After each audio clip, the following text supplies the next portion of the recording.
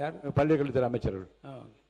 மாண்புமிகு பேரவைத் தலைவர் அவர்களே, பல்வேறு விஷயங்களை மூத்த உறுப்பினர் அண்ணன் சுட்டி காண்பித்துக் கொண்டிருந்தார். நேற்று கூட மூத்த உறுப்பினர் ஏவாவில் அண்ணன் பேசும்போது சமஸ் அவர்களினுடைய ஒரு புத்தகத்தை கூட காட்டினாங்க. நான் சமஸ் அவர்களினுடைய வார்த்தைகளை நல்லா படிக்கக்கூடிய ஒரு ரீடர். அவர் இன்னொரு ஆர்டிகல் எழுதியிருந்தார். ஆர்டிகலின் தலைப்பு என்ன தெரியுமா? விஜய் 100 ஊழலுக்கு எதிரான ஒரு அடி. என்ன பேசினாலும் ஆதாரம் காட்டுங்கள், ஆதாரம் காட்டல அவர் சொல்கிறார்கள். அமைச்சர் பெருமக்கள் எழுந்து பேசுகிற போதே தவறு நடந்திருக்கலாம் என்று அவரே சொல்கிறார். முதலில் தவறு நடந்திருக்கலாம் என்று ஒப்புக்கொண்டதற்கு ஒரு பணிவான நன்றியை தெரிவித்துக் கொண்டு, ஆதாரங்களை நாங்கள் காட்டும் போதே இப்படி பேசுகிறார்கள். மாண்புமிகு முதலமைச்சர் ஆதாரங்களை வைத்திருக்கிறார், அவர் ஒருவேளை எடுத்து காட்டிவிட்டார் என்று சொன்னால் அவர்கள் நிலைமை நினைத்து பார்த்தேன். கொஞ்சம் கவலையாகத்தான் இருக்கிறது.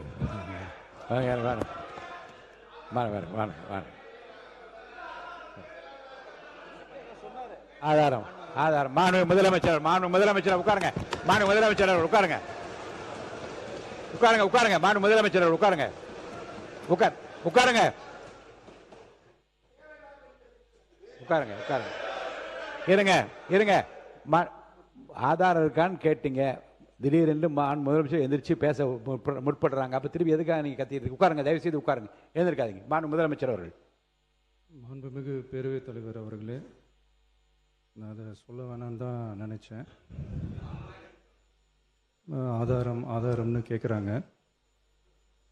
ஒரு 1 வீக் பேக் மாண்புமிகு நிதி அமைச்சர் பேசும்போது ஒரு 3 டிபார்ட்மெண்ட்லேருந்து ரிவ்யூ பண்ணி அந்த ஃபைல்ஸ்லாம் என் டேபிளில் இருக்குன்னு சொன்னார். அது ஏதோ போகிற போக்கில் அவர் சொல்லலை, உண்மையிலேயே என் டேபிளில் இருக்கு. அத்தனையும் ப்ரூஃபோடு இருக்கு. ஓப்பன் பண்ண வச்சிடாதீங்க. எப்போ ஓப்பன் பண்ணணுமோ அப்போ கரெக்டாக எல்லாமே ஓப்பன் ஆகும்.